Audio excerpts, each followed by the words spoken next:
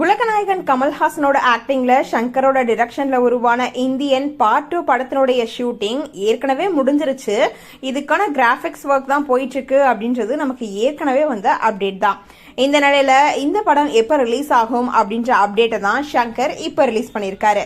அதாவது ஜூன் மாசம் இந்த ஒரு படம் ரிலீஸ் ஆகும் அப்படின்னு கொஞ்சம் மாசத்துக்கு முன்னாடி ஒரு அறிவிப்பு வெளியாச்சு.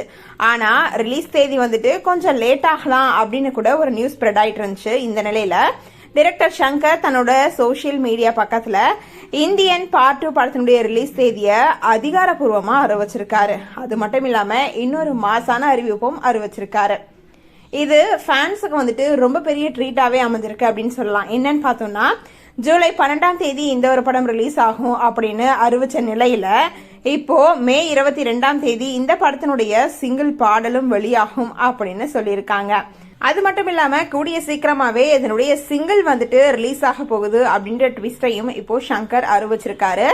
இது கமலோட ஃபேன்ஸுக்கு எல்லாருக்குமே ஒரு ட்ரீட்டாவும் அமைஞ்சிருக்கு. அதுவும் அனிருத் கம்போஸ் பண்ண இந்த ஒரு பாட்டு கேட்கறதுக்கு ரொம்பவே ஆவலா இருக்காங்க நிறைய பேர். தமிழ், தெலுங்கு, ஹிந்தி அப்படின்னு சொல்லிட்டு 3 லாங்குவேஜஸ்ல இந்த ஒரு படம் ரிலீஸ் ஆக இருக்கு.